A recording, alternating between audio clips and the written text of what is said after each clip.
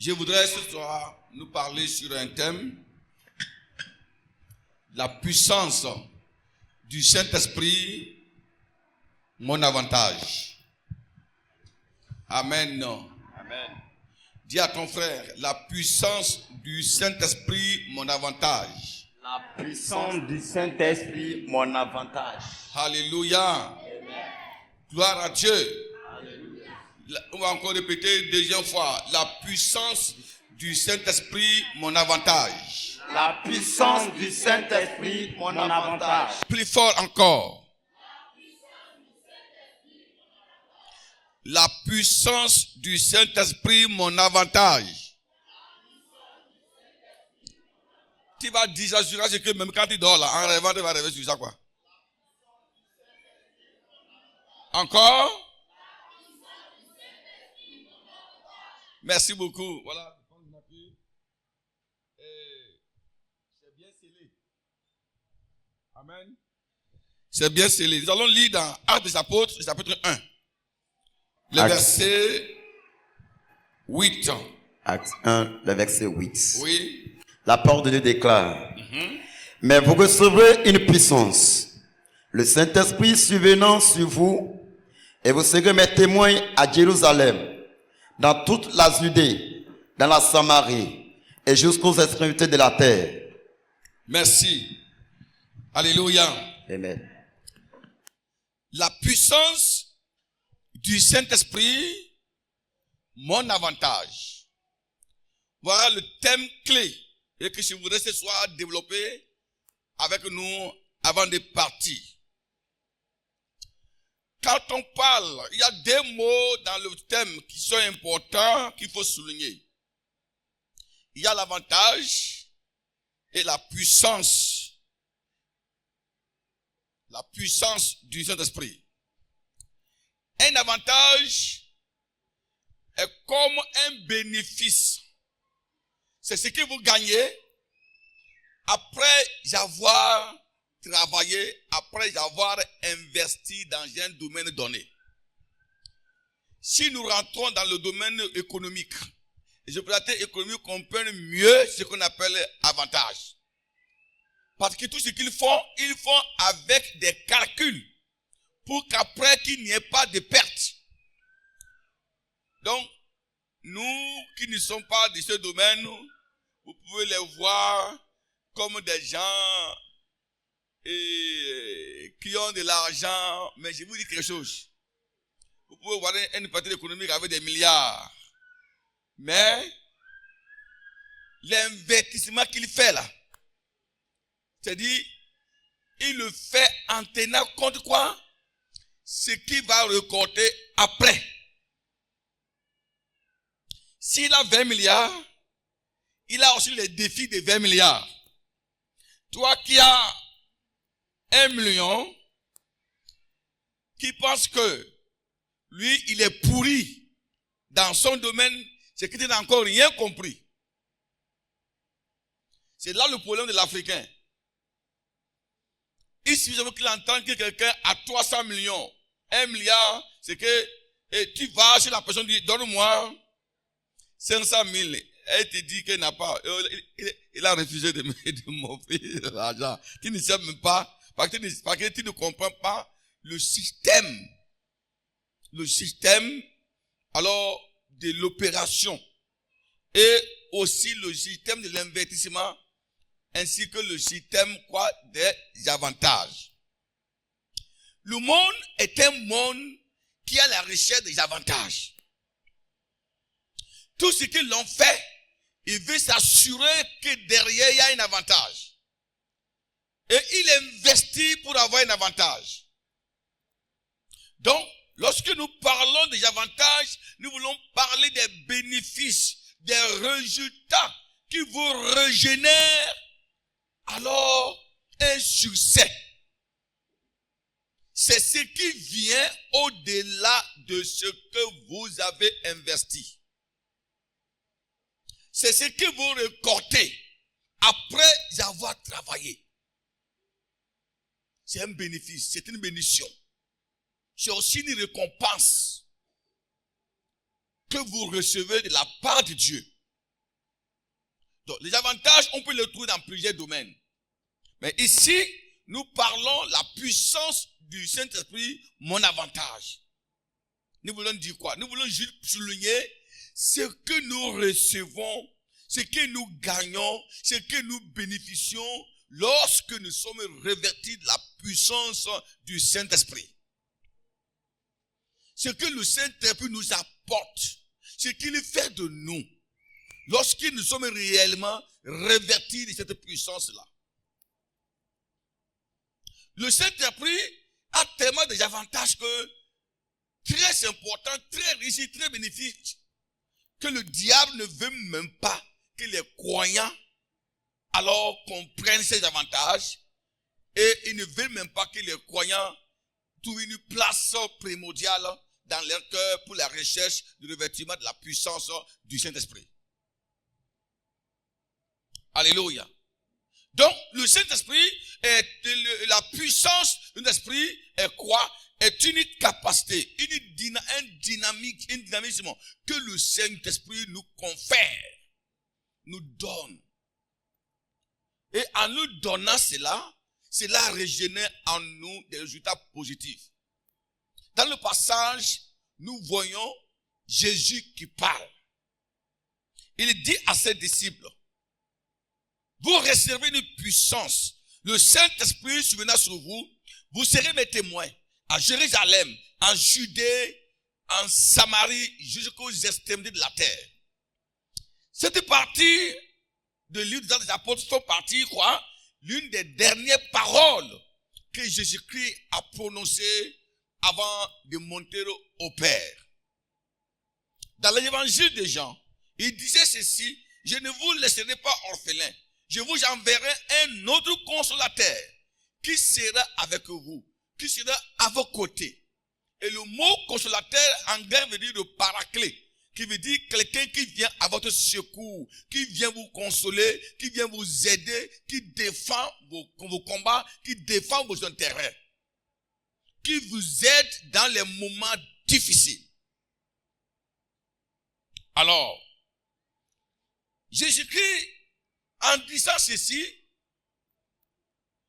en disant que vous serez mes témoins à Jérusalem, en Judée, en Samarie, jusqu'au bout de la terre, il voulait juste souligner, énumérer les différents types d'avantages que le Saint-Esprit va nous apporter lorsque nous serons revêtus de sa puissance.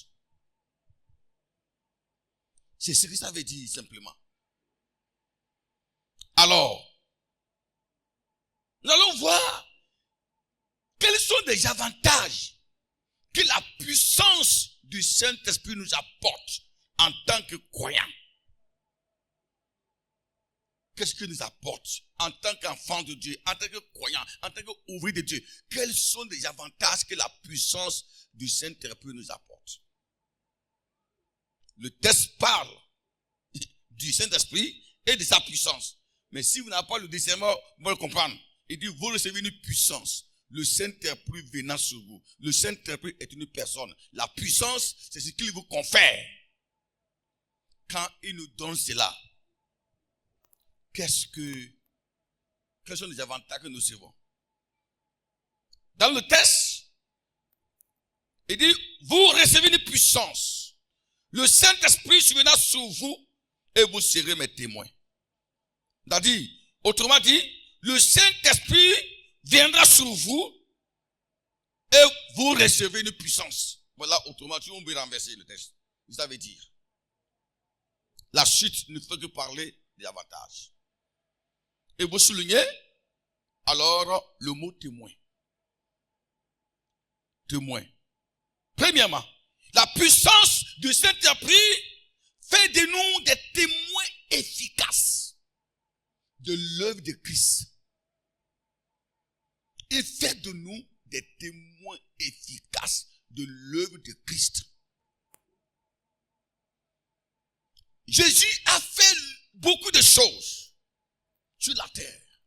Et il continue encore de le faire. Quand il était sur la terre, il a prêché l'évangile. Il allait de hameau à hameau, de ville en ville, pour apporter la bonne nouvelle de salut. Il a chassé les démons. Il a guéri les malades. Il est monté à la croix. Il a été crucifié, tué. Il est mort. Il est ressuscité. Il a apporté la paix. Il a apporté le salut dans le monde entier. Pour ceux qui croient. Alors, l'œuvre de Christ est un évangile puissant que nous devrons témoigner à l'endroit de ceux-là qui n'ont pas encore reçu le Christ. Et en témoignant l'œuvre de Christ, le voile se déchire, la puissance des ténèbres se dissipe, les liens sont brisés, le salut est donné, la liberté, la joie s'installe. Jésus dit à ses disciples, ce que vous êtes appelés à faire de mon évangile est tellement difficile parce que en témoignant, ça dérangera. Le témoignage de l'évangile dérange les ténèbres. Ça bouleverse la puissance des ténèbres. Ça change le système que Satan a mis en place dans ce monde. Ça délivre. Jésus dit, vous avez reçu un évangile. Un évangile qui n'est pas facile à témoigner. Qui n'est pas facile à donner. C'est un évangile qui dérange. Donc il y aura des oppositions. L'ennemi se lèvera d'une manière à une autre pour vous empêcher de témoigner. Mais lorsque vous recevrez la puissance du Saint-Esprit, quels que soient les obstacles qui se tiendront devant vous, la puissance du Saint-Esprit vous communiquera le courage, l'efficacité de témoigner l'évangile efficacement.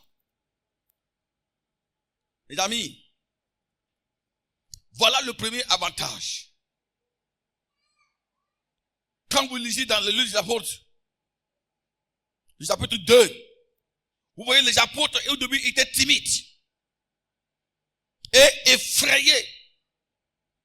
Après la crucifixion de Jésus-Christ, c'est-à-dire avant la Pentecôte, on voit un groupe de disciples timides, d'autres qui nient Christ, d'autres qui suivent Jésus de loin. Les gens comme l'apôtre Pierre, qui suivaient Jésus de loin, qui croyaient en Jésus, mais qui avaient peur de le suivre de près, qui avaient peur de témoigner son identité devant les gens. Mais le chapitre 2 nous montre le contraire. Après la Pentecôte, nous voyons la puissance du Saint-Esprit saisit les mêmes personnes. La timidité a disparu. La peur a disparu. Ils deviennent quoi? Des bulldozers, qui défoncent les portes que l'ennemi avait fermées. Ils pouvaient dire, il faut obéir à Dieu qu'aux hommes. Devant les tribunaux, devant les menaces, ils n'avaient pas peur de témoigner ce que Jésus a fait dans leur vie. C'était quoi? La puissance du Saint-Esprit. Certains sont allés, pour témoigner, dans le jusqu'à accepter qu'on les tue, qu'on les crucifie. La tête en bas, les pieds en haut. Les gens comme l'apôtre Pierre. Dans les témoignages, ils prenaient la mort comme un gain. C'est-à-dire, la mort qui fait peur à l'humanité. Devant cette mort, dans les témoignages, les disciples prenaient la mort comme une opportunité. Ils n'avaient peur de rien. Parce que ils étaient animés d'une puissance Mes amis, une église, un croyant qui ne prend pas au sérieux, qui ne voit pas son intérêt dans la puissance du Saint-Esprit, ne peut pas être un chrétien des derniers temps. Pour être un vrai chrétien des derniers temps, il faut nécessairement être revêtu de la puissance du Saint-Esprit. S'ils ne sont pas revêtus de la puissance de l'Esprit, ne seront pas comptés parmi les croyants authentiques des derniers temps. C'est pourquoi il est très important d'être revêtu de la puissance de l'Esprit. Alléluia. Après la Pentecôte, ils furent remplis de la puissance de l'Esprit. Ils ont prêché avec audacité. Malgré des persécutions, ils avançaient. Le Saint-Esprit les a équipés pour qu'ils aillent loin. Oui, ça veut dire quoi? La puissance du Saint-Esprit équipe le croyant d'une puissance divine qui lui permet de résister tout ce qui peut l'empêcher d'aller loin pour témoigner. Mais sans la puissance de l'Esprit, tu auras la honte de dire ce que Jésus a fait. Tu ne peux même pas parler, tu ne peux même pas témoigner ce que Jésus a fait devant des tribunaux, devant des obstacles. Alléluia. Et Jésus va répondre en disant ceci. Vous recevez une puissance. Le Saint-Esprit surviendra sur vous. Vous serez mes témoins à Jérusalem, à Judée, en Samarie, jusqu'aux êtres de la terre. Nous, si nous voyons Jésus souligne la nature de l'évangile, la nature de notre ministère. Le ministère de l'évangile est un ministère mondial. Il n'est pas seulement local, ni régional, ni national, mais c'est un ministère mondial. Autrement dit, le Saint-Esprit, quand il vous saisit, quand il vous prend, alléluia, alors il te permet d'ouvrir les frontières fermées par l'ennemi. Il te permet d'ouvrir les frontières fermées par l'ennemi. C'est une frontière fermée par l'ennemi. Fermée par l'ennemi. Le diable a mis des principautés, les esprits territoriaux, qui empêchent à l'évangile de traverser. Donc, Jésus est en train de dire que vous recevrez la puissance de l'Esprit. Vous allez défoncer les frontières fermées par l'ennemi. Les frontières fermées à Jérusalem seront ouvertes. Les frontières fermées en Judée seront ouvertes. Les frontières fermées en Samarie seront ouvertes. Et les frontières fermées pour le monde entier seront ouvertes.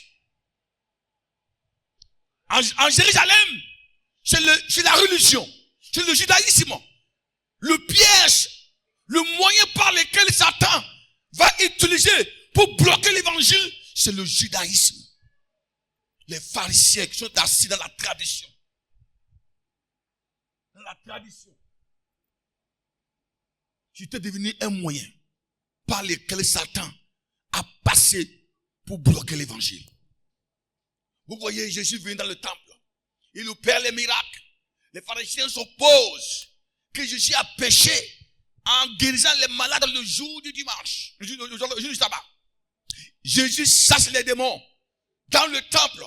Les pharisiens disent que non, que Jésus ne pas chasser les démons dans le temple. C'était une œuvre diabolique pour s'opposer à l'œuvre du Seigneur. Voilà. C'est pourquoi Jésus disait, vous ne pouvez pas surmonter l'opposition de la religion, de la tradition. Vous ne pouvez pas dominer ça si vous n'êtes pas revêtu de la puissance du Saint-Esprit. La première opposition qu'ils ont été confrontés, c'est la religion, le judaïsme. C'était une forteresse. C'était une forteresse, une barrière. C'était une frontière. Le judaïsme était devenu des pierres, des cailloux, des meubles, des troncs d'arbres que Satan a bloqué pour empêcher l'évangile de pénétrer. Et cette barrière, Pierre l'a confronté. Devant cette barrière, Pierre dit, il faut obéir à Dieu qu'aux hommes.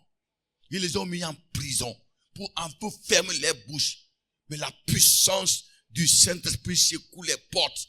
L'ange descend, il ouvre les portes. Ils vont se tenir dans les tabernacles, dans les temples, dans les synagogues pour prêcher l'évangile. Voilà la barrière qui était là. Mais par la puissance du Saint-Esprit, ils ont surmonté ça. Le monde n'est pas seulement mystique, mais c'est aussi un monde religieux. Aujourd'hui, la religion n'est pas seulement, comme le disent certaines personnes, un moyen pour s'approcher de Dieu, mais aujourd'hui, la religion devient un piège, devient même un instrument que Satan utilise pour combattre l'évangile. C'est-à-dire, quand votre vie chrétienne n'est plus spirituelle, quand elle est devenue froide, quand le Saint-Esprit n'est plus dedans, quand c'est la tradition, c'est la religion, alors ce n'est plus, l'ennemi s'infiltre et il l'utilise pour combattre l'œuvre de Dieu. Si nous voyons à Samarie, c'est autre réalité. Les Samaritains étaient des mystiques, des féticheurs, des sorciers qui adoraient les idoles, les grands magiciens. Voilà la frontière qui était fermée. L'évangile n'était pas là, mais par la puissance du Saint-Esprit, Philippe descend en Samarie. Il va affronter les démons, les frontières que Satan avait fermées en Samarie. Il va les défoncer par la puissance du Saint-Esprit. Il lui prêche l'évangile, il enlève les barrières. Les malades sont guéris, les démons sont chassés. Les magiciens firent convertir. Ils brûlaient les magies. C'était la puissance de la frontière qui a été enlevée. C'est pour ça, les détails, les résultats des Actes chapitre 1, le verset 8. Après ça, nous voyons, il continue ailleurs. Aujourd'hui, en Afrique, il y a l'évangile, partout. Parce que les gens ont été animés par la puissance du Saint-Esprit pour amener l'évangile de très loin. Mon frère et ma soeur, veux-tu être un chrétien authentique des derniers temps? Veux-tu aller loin? Veux-tu être un témoin efficace? Quelqu'un qui n'a pas de barrière? Quelqu'un qui ne recule pas en arrière? Il te faut la puissance du Saint-Esprit. Sans la puissance du Saint-Esprit, ta vie chrétienne n'aura pas de sens. Ton témoignage n'aura pas de sens. Sans la puissance du Saint-Esprit, les esprits méchants sont capables de fermer ta bouche. Sans la puissance du Saint-Esprit, tu ne peux pas prêcher partout. Sans la puissance du Saint-Esprit, le diable va t'étouffer. Tu peux avoir un talent, mais ton talent ne peut rien. Il te faut la puissance du Saint-Esprit pour faire la différence. Voilà ce que le Saint-Esprit fait nous comme avantage. Veux-tu aller loin? Veux-tu franchir les frontières? Veux-tu gagner les gens pour Christ? Veux-tu entrer dans les milieux noirs pour les éclairer? Veux-tu défoncer les portes fermées par l'ennemi? Je t'invite vraiment à rechercher la vraie puissance du Saint-Esprit. L'évangile que nous prêchons, ce n'est pas un évangile religieux. Paul dit l'évangile est une puissance. Ce n'est pas une religion, c'est une puissance. C'est une vie. Et comme c'est une puissance, il faut la prêcher avec la puissance du Saint-Esprit. Et pour y parvenir, c'est le Saint-Esprit qui peut nous amener à y faire. Alléluia. Par la puissance du Saint-Esprit, Philippe a gagné la Samarie pour Christ. Alléluia.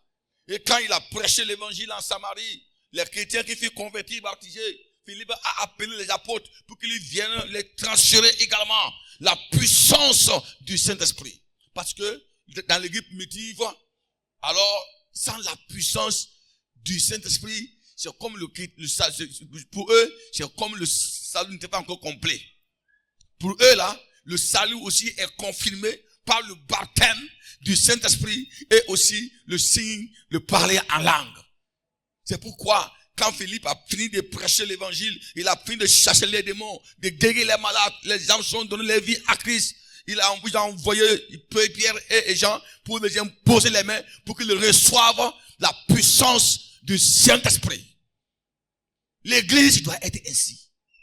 Quand quelqu'un se convertit, quand quelqu'un donne sa vie à Jésus-Christ, il doit chercher à être revêtu de la puissance du Saint-Esprit. Il y a tellement les chrétiens sur les bancs et les chrétiens en exercice. Les chrétiens sur les bancs sont des chrétiens qui ont confessé oralement que Jésus est leur sauveur.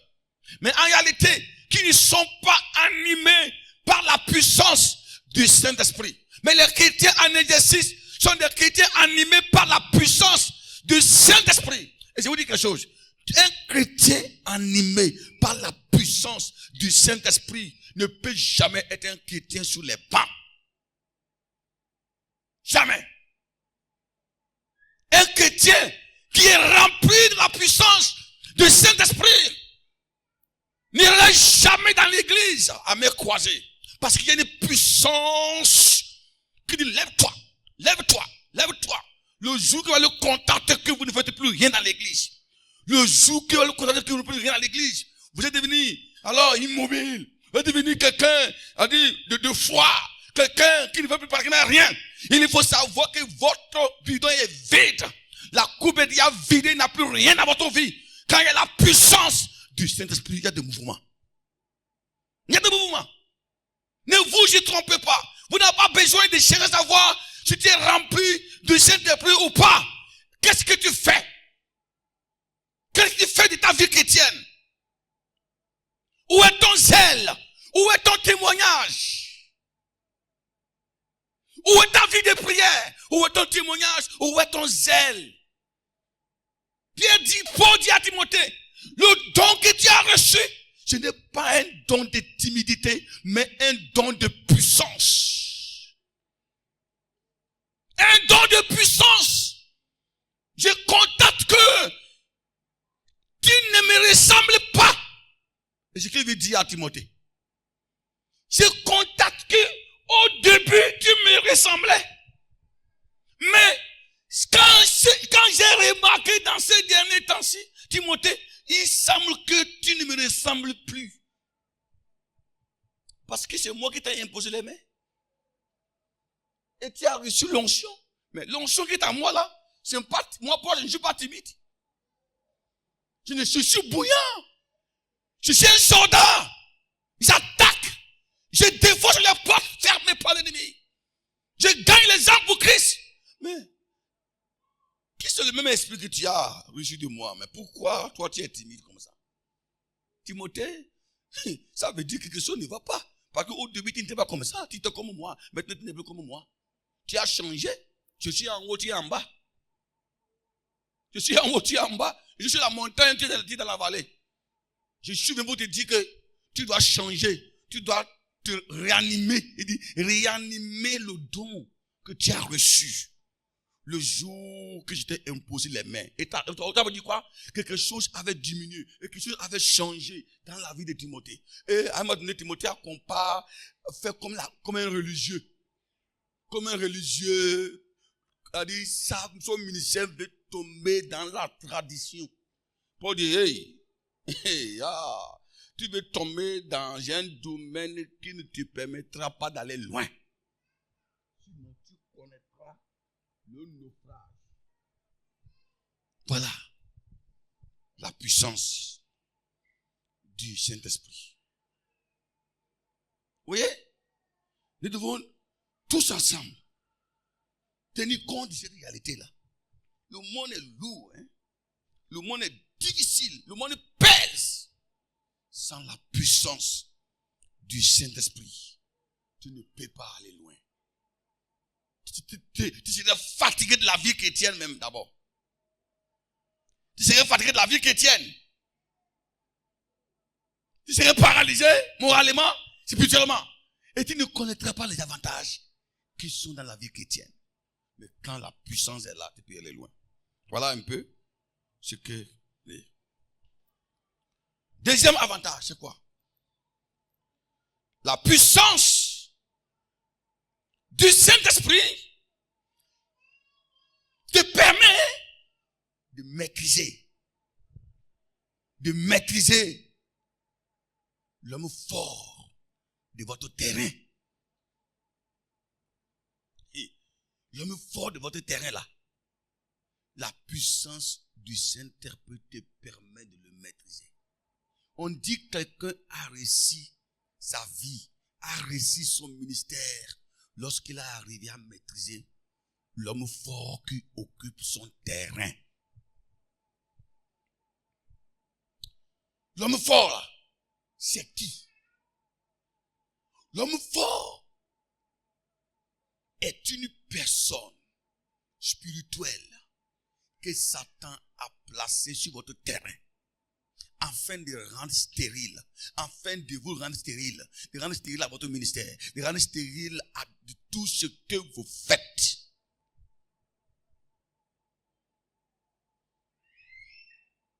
Que vous faites? C'est celui-là qui a été mis en place pour vous rendre improductif. Je l'appelle l'homme fort. Sa mission, c'est d'empêcher à ce que votre semence pousse. Sa mission, c'est d'empêcher à avoir les résultats de tout ce que vous faites. C'est une personne qui vous est dévancée sur le terrain. Ça peut être un esprit territorial qui occupe votre terrain avant votre arrivée, même avant votre vocation. Avant que Dieu nous appelle, avant qu'il nous envoie sur un terrain, c'est que l'homme fort est déjà là. Il est déjà là.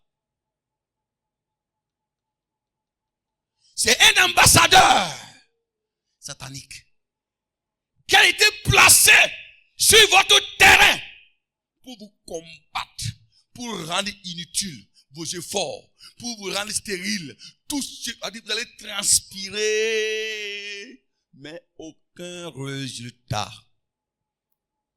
Si vous savez qu'il y a un homme fort là,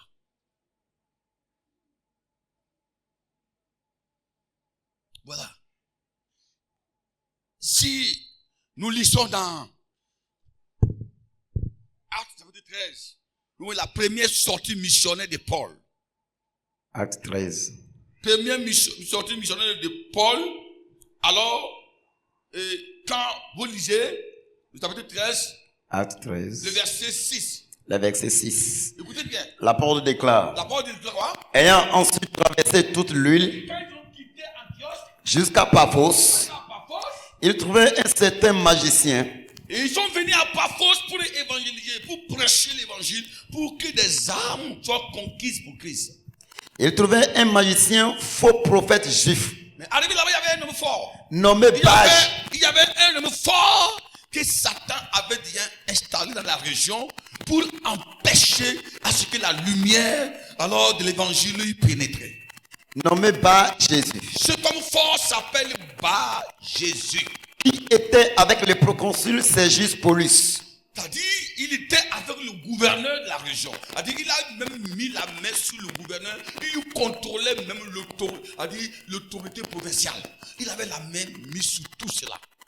Homme intelligent, Il était tellement doué d'intelligence. ce dernier fit appeler Barnabas et Saul.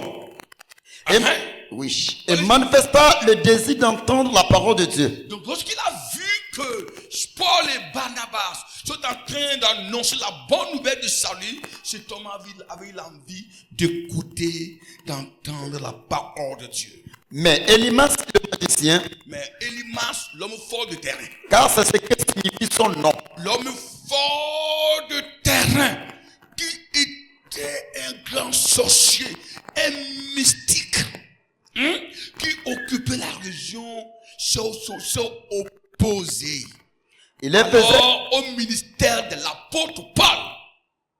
les faisait opposition, cherchant à détourner de la foi le proconsul.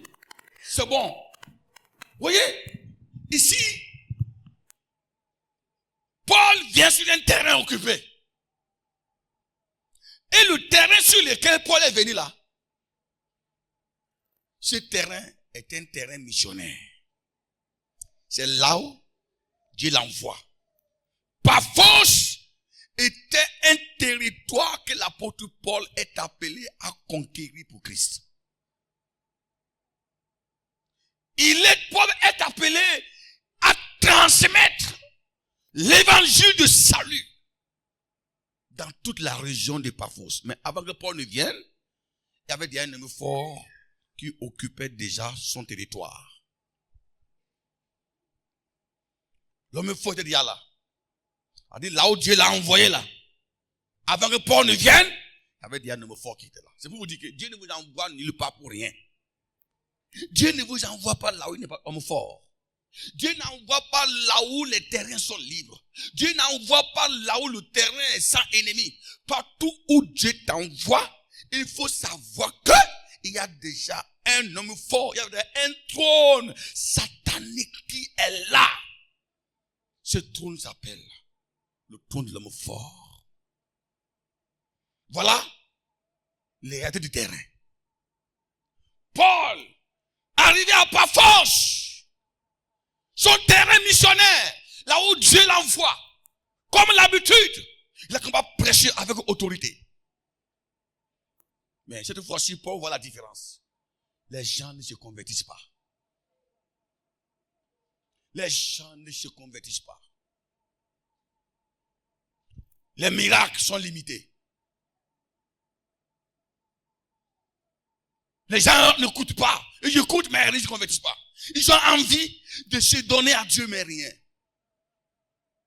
Paul n'a jamais connu aussi un terrain aussi difficile qu'à Paphos. Qu'est-ce qui se passe? Qu'est-ce qui se passe? Pourquoi malgré ce qui se dit, malgré mon éloquence, malgré la puissance de Dieu, je ne vois aucun signe et personne ne se convertisse?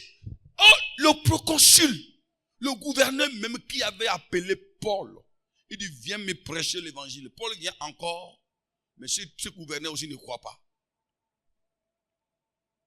C'est pourquoi l'homme fort du terrain n'était pas encore maîtrisé. Tu ne peux pas réussir à ta vie si tu n'arrives pas à maîtriser l'homme fort de ton terrain, mes amis. Mon frère, pasteur, évangéliste, opérateur économique, politicien, chantre, tu ne peux pas progresser, tu ne peux pas réussir dans ta vie, dans ta vocation, si l'homme fort qui est sur ce terrain n'a pas été maîtrisé. Réussir à son ministère veut dire savoir maîtriser votre homme fort. Paul a fait tout. Il a transpiré. Aucun résultat. Il avait dit ceci. Le verset 9. Alors Saul, appelé aussi Paul, Ouais. rempli du Saint-Esprit, fixa les regards sur lui et dit, Voilà la différence. homme plein. Attends d'abord, voilà la différence. Quand il a fait toutes ces choses-là, il va rien ne marche. Qu'est-ce qui va se passer? Il fait recours à la puissance du Saint-Esprit et du Paul rempli de la puissance de l'Esprit. Ce n'est pas le jour que Paul était rempli de la puissance de l'Esprit. Paul était rempli de la puissance de l'Esprit. Ici, ce n'est pas le baptême de l'Esprit. Ici, là, ce n'est pas le baptême de l'Esprit. Ici, maintenant, là, quand on dit Paul est rempli de la puissance de l'Esprit, ça veut dire Paul a été réanimé. Le dépôt qui était en lui, l'onction qui était en lui, la flamme qui était en lui, s'est réveillée. Oh, j'aime ça. Quand l'onction se réveille, la flamme s'est réveillée. Quand on est rempli de la puissance du Saint-Esprit, l'opposition ne fait pas endormir l'onction, mais l'opposition réveille l'onction. Les attaques réveillent l'onction. Les menaces réveillent l'onction.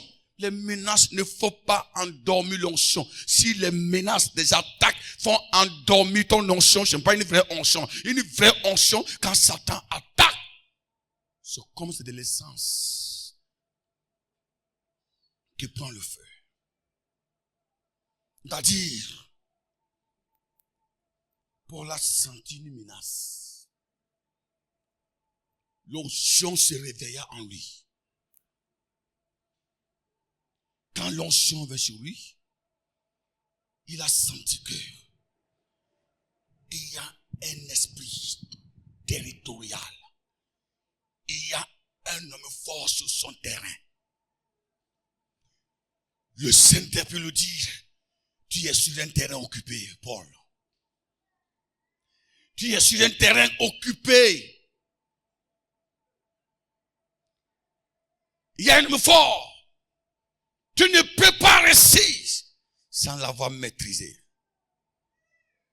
Paul, surnommé Saul, surnommé Paul,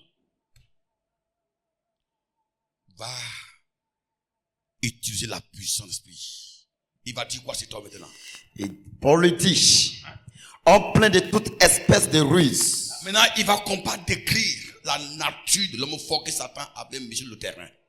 En première nature, il dit, Des ruses. un homme rempli de ruse. Il dit, c'est pas la ruse qu'il a gagné le cœur de toute la vie de Paphos. Des fraudes. C'est pas la fraude qui les escroque. Fils du diable. C'est par son identité satanique qu'il arrive à gagner la confiance. Ennemi de toute justice. Et il est devenu ennemi de Dieu. Ne cesseras-tu point de pervertir les voies droites du Seigneur? Après l'avoir décrit sa nature, publiquement, pour dire que voilà ta nature, tu n'es pas homme de Dieu. Tu n'es pas un prophète. Non, pas du tout, mais tu es un sataniste. Donc Paul va révéler la nature de cet homme devant les gens de Paphos. Maintenant, après, il va dire, maintenant, pourquoi tu es en train de pervertir la voie de Dieu? Autrement dit, pourquoi tu es en train d'empêcher mon avancement? Pourquoi tu es en train d'empêcher ma réussite? Pourquoi tu me bloques de réussite? Pourquoi tu bloques ma prospérité? Pourquoi tu bloques mon élan? Pourquoi tu bloques mon évangile? Pourquoi tu es en train de me rendre stérile? Je prêche, tu rends stérile. Je sème, tu en peux. Pourquoi tu me bloques sur ce champ-là? Jusqu'à quand tu ne vas pas le faire? Mais à partir d'aujourd'hui, par la puissance du Saint-Esprit, voici ce qui va t'arriver. Allez-y. Alors, voici la main du Seigneur est sur toi. La main de Dieu, c'est la puissance de Dieu. Tu seras aveugle. Tu deviendras aveugle. Et pour un temps, tu ne verras pas le Et soleil. tu ne vois plus le soleil. Aussitôt, Et en même moment, l'obscurité et les ténèbres tombaient sur les lui. ténèbres tombaient sur lui. Et il cherchait en tâtonnant des personnes pour le C'est guider. terminé. L'homme fort a été maîtrisé. Alléluia. Acclamez le Seigneur. L'homme fort a été maîtrisé. L'homme fort a été maîtrisé par la puissance du Saint-Esprit. Vous voyez, c'est là. Donc, c'est la puissance du Saint-Esprit qui te permet de maîtriser ton homme fort. Tu sais pourquoi tu ne réussis pas? Tu sais pourquoi tu travailles beaucoup, tu n'avances pas? Tu vas en arrière, tu vas devenir en arrière. C'est parce que le terrain sur lequel tu travailles, il y a un homme fort. Et cet homme fort n'a pas été maîtrisé. C'est-à-dire, il n'a pas été contrôlé. Le jour que tu vas arriver à contrôler, à maîtriser ton homme fort du terrain, mais tu vas dire, mais pourquoi c'est facile comme ça? C'est-à-dire, ce que tu faisais pendant des années, ça va pas marcher parce que l'homme fort est déjà maîtrisé. Et voyez le résultat.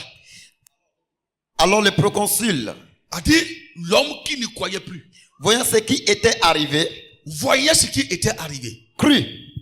C'est-à-dire, la puissance des ténèbres qui occupait le cœur de cet homme. Comme cette puissance a été maîtrisée, comme la source même a été maîtrisée, la source a été contrôlée, il a ouvert les yeux, il a vu ce qui s'est passé là, et il a cru, il a accepté, il n'a plus honte de dire, j'accepte Jésus-Christ comme mon sauveur. Il a cru, il a donné sa vie à Jésus-Christ. Oui. Alors le proconsul, voyant ce qui était arrivé, crut, étant frappé de la doctrine du Seigneur. Maintenant, après avoir cru maintenant, il a été frappé par la doctrine. Il a senti la puissance de l'évangile de Paul. Quand Paul prêchait là, il ne sentait pas ça. Il ne le sentait pas parce qu'il y avait un homme fort. Il n'était pas frappé. Voilà que la source a été maîtrisée. Le contrôleur a été contrôlé. Le maîtriseur a été maîtrisé. Aïe, aïe, aïe. Il a été maîtrisé. Celui qui bloque a été bloqué. Maintenant, l'arbre, le mal a été extirpé de sa racine. L'arbre est tombé. L'arbre est tombé. Et comme l'arbre est mort, alors tous les cœurs de ce bafou, tous les cœurs qui étaient occupés de ces forces-là, les esprits aussi sont partis. L'évangile entre dans les cœurs. Ils acceptent maintenant Jésus-Christ comme leur souverain personnel. C'est-à-dire qu'on Paul a qu'on pas réussi, a qu'on pas prospéré. Ce soir, je déclare sur ta vie ce soir, l'homme fort sur ton terrain soit maîtrisé au nom puissant de Jésus-Christ. Alléluia. Ça fait longtemps que Dieu t'a appelé. Il t'a choisi pour le servir. Mais tu n'arrives pas à avancer. Parce qu'il y a un ennemi fort qui est sur ton terrain, qui contrôle ta vie, qui contrôle ton ministère, qui contrôle tes finances, qui contrôle ta vie de prière. Et tu es en train de souffrir. Mais à partir d'aujourd'hui, je déclare la maîtrise totale de ton homme fort. Au nom puissant de Jésus-Christ. Que le Seigneur t'accorde la force, la puissance, afin de maîtriser l'homme fort de ton terrain. Alléluia. Voilà le deuxième avantage.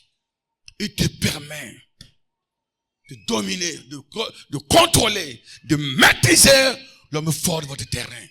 Ce soir, l'homme fort de ton terrain sera maîtrisé. L'homme fort de ta famille sera maîtrisé.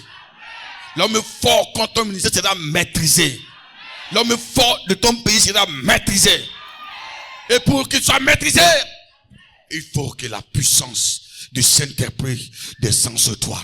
Ne vous contentez pas du jour du baptême du Saint-Esprit. Cherchez à vous renouveler. Cherchez à chaque jour à s'assurer que le Saint-Esprit est en vous. Chaque matin, cherchez à s'assurer que le feu brûle en toi. Chaque soir, cherchez à s'assurer que le feu brûle en toi.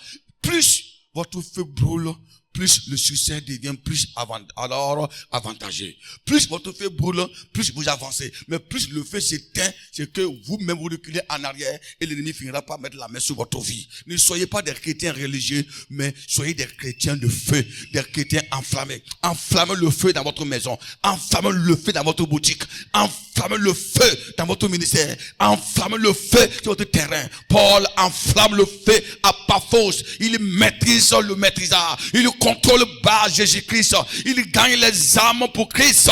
Il faut enflammer le feu partout où vous allez et vous verrez le vrai sens de votre ministère. L'onction ne connaît pas l'âge. Tu peux être vieux, tu peux être vieille. Si le Saint-Esprit brûle en toi, tu feras beaucoup d'espoir au nom de Jésus-Christ.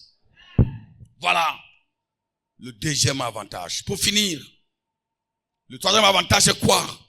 La puissance du Saint-Esprit te permet de tenir tête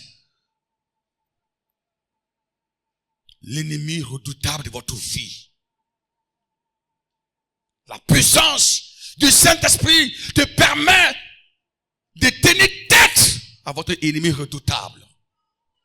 Un ennemi redoutable, c'est quoi? Un ennemi redoutable est celui-là, est l'esprit ou un homme que Satan a placé devant votre destinée pour vous empêcher de devenir ce que vous devez devenir. Être né pour devenir président de la République est différent que devenir président de la République. Naître pour être un grand homme est différent de devenir grand homme. Il faut d'abord arriver à tenir tête à votre ennemi redoutable. Un ennemi redoutable, c'est quelqu'un qui a reçu tous les pouvoirs. Les pouvoirs sataniques, les pouvoirs administratifs, les pouvoirs spirituels, tous les pouvoirs, même les pouvoirs financiers. Épaulé par le diable, épaulé par Satan, épaulé par des puissances infernales. Pour te dire non. Pour te dire non. Pour dire non. Voilà ce que tu es né pour devenir. Mais moi, ton ennemi redoutable, j'ai reçu des pouvoirs pour te dire non. Je ne suis pas d'accord. Vous comprenez? Voilà C'est ce qu'on appelle l'ennemi redoutable.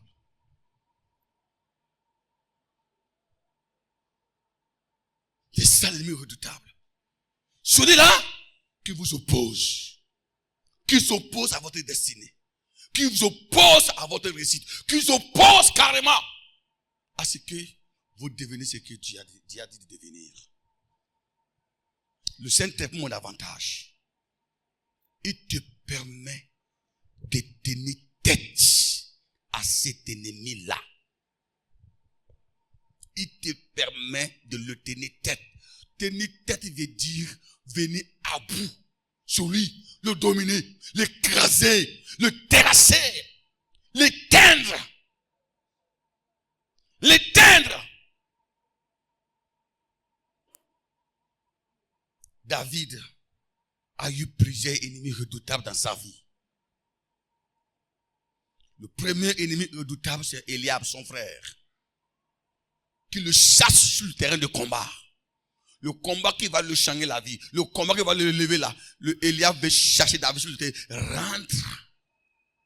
Rejoigne le petit troupeau du désert. Rentre. Rentre. David se détourna de lui. Eliab ne voulait pas que David combatte. Il sait qui est David.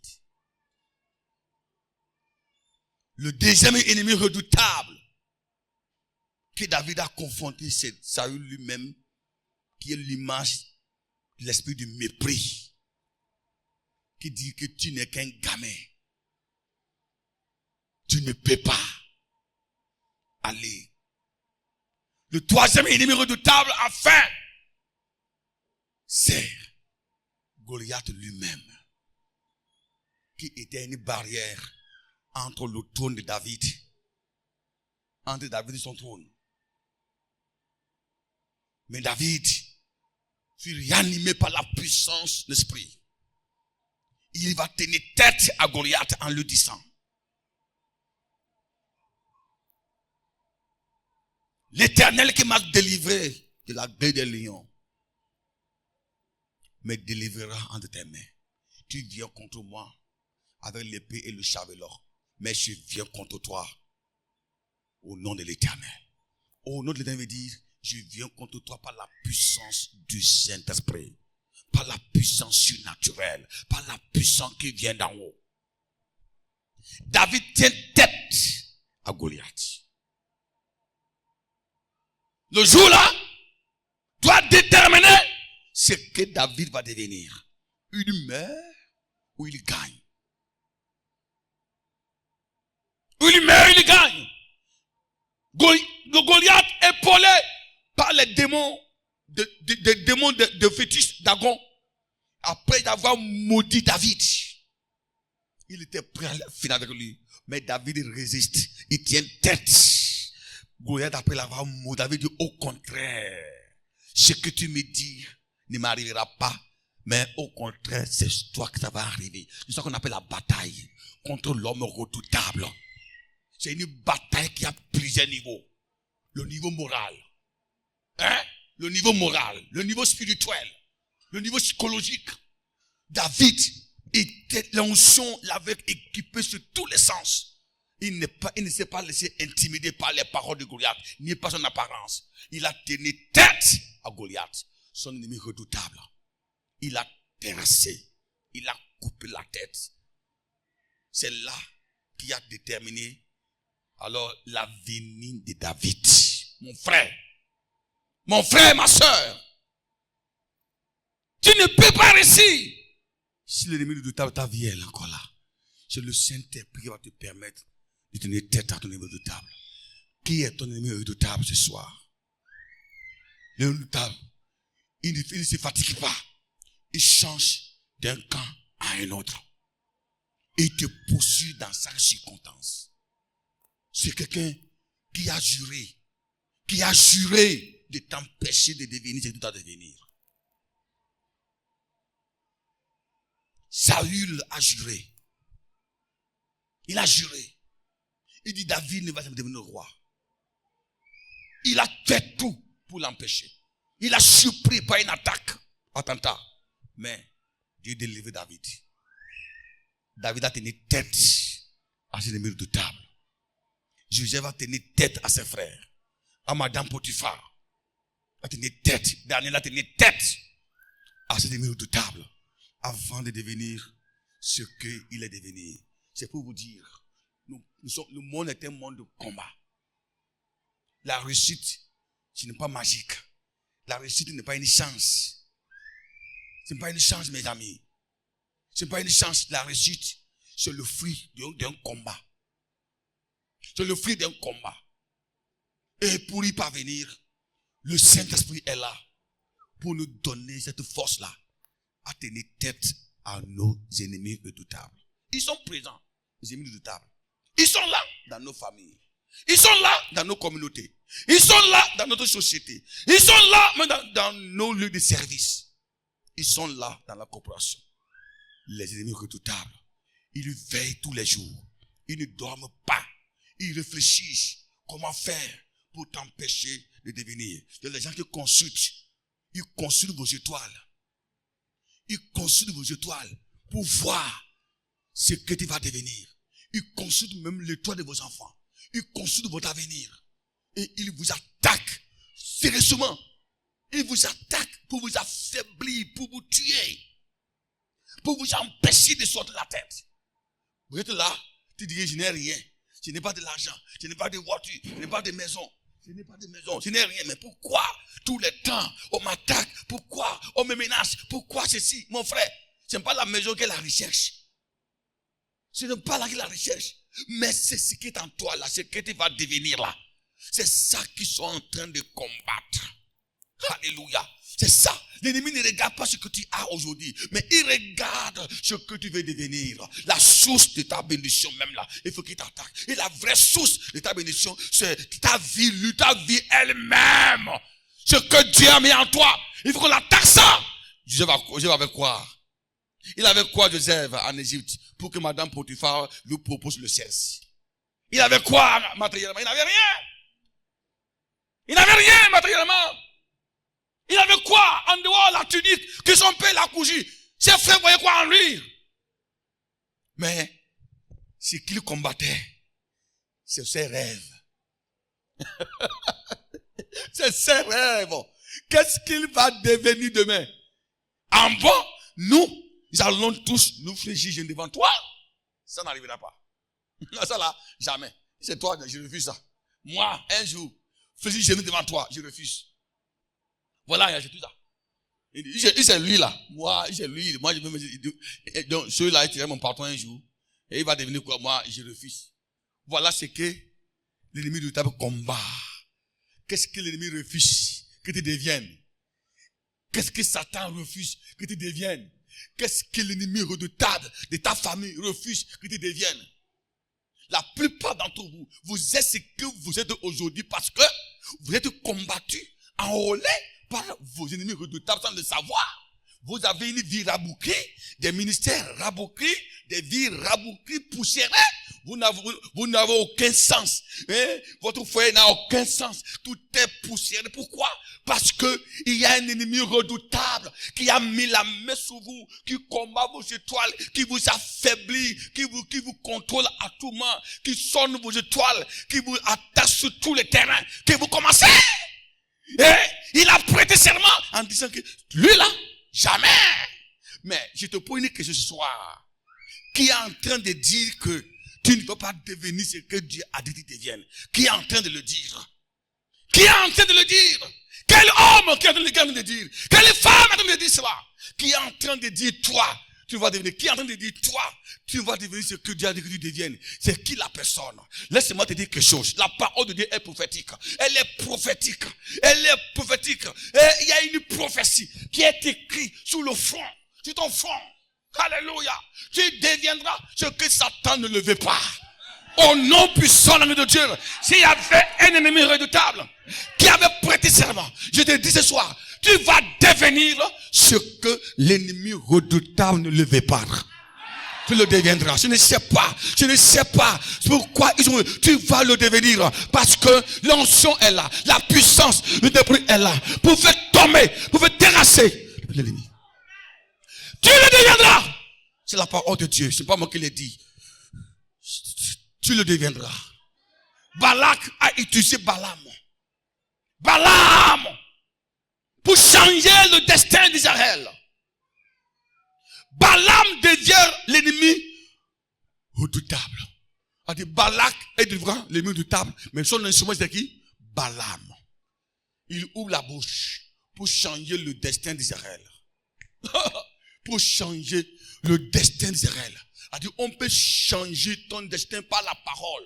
Par la parole. Et on change, on maudit ta vie. Et d'un jour à un autre, tout change en décor.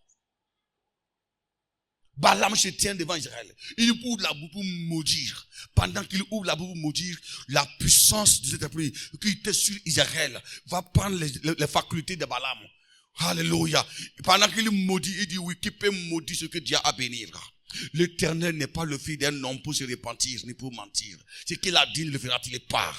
Pendant que tes ennemis, l'ennemi redoutable, est en train d'ouvrir la bouche pour te maudire, à travers ce soir, je change ces paroles. Que ces paroles soient en votre faveur. Au nom de Jésus-Christ.